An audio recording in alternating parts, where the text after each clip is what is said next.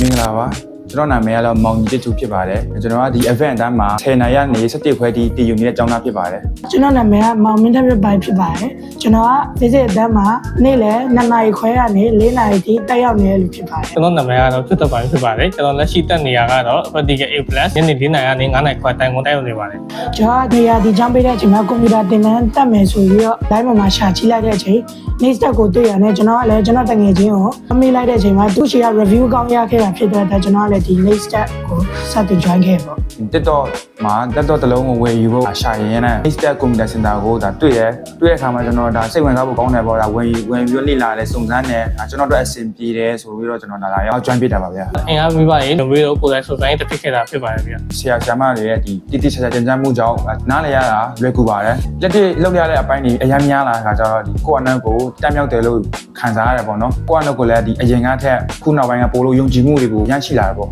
အင်္ဂါတစ်ခုပြီးတိုင်း project တွေလုပ်ရတော့ experience နဲ့အများကြီးရခဲ့ပါတယ်ကျွန်တော်ဒီ next step ကိုမတက်ခင်တော့ကျွန်တော် team more experience သိမရှိဘူးဒီ PowerPoint presentation တွေလုပ်ပြီးတဲ့နောက်ပိုင်းမှာကျွန်တော်ကလူတွေနဲ့ပို့ပြီးတော့အတူတူလုပ်တတ်လာတယ်ပြီးတော့သူတို့နဲ့အတူတူလည်း PowerPoint presentation တွေလည်းလုပ်တတ်လာတယ်ကျွန်တော် practical A+ တန်းမှာ RAM အကြောင်းတွေ CPU အကြောင်းတွေတင်ရတယ်ကျွန်တော်ဆက်တလုံးကိုလက်တွေ့ကိုယ်တိုင်တက်တင်ရတယ်ဒီ event တန်းမှာကဒီ CPU ပေါင်း design ဆွဲတာတွေ smart art တွေ shape format ထည့်ရလေကိုယ့်နဲ့ကိုတက်မြောက်တယ်လို့ခံစားရတယ်အဆင့်ညစ်လာလေပို့ပြီးတော့လေကျွန်တော်တို့ကတော့စိတ်ဝင်စားလို့ကောင်းပါတယ် visit မှာ Word Excel PowerPoint တွေတင်ယူပြီးတော့အခု InDesign မှာတင်ယူနေပါတယ်အရန်ပြောပါတယ်ဗျာဒီ event ပြီးလို့ဆိုရင်ကျွန်တော်ဒီနောက်ထပ်တစ်ဆင့်တက်ဖို့အစီအစဉ်လည်းရှိပါတယ်